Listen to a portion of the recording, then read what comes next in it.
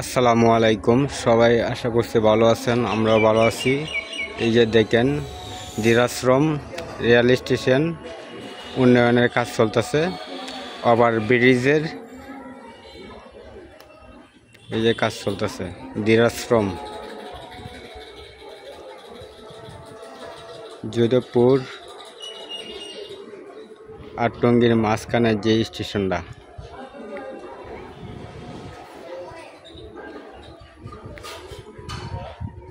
এই সামনে একটা ওভারব্রিজ হবে আর একটা এদিকে চলতেছে কাজ, ওভারব্রিজের কাজ।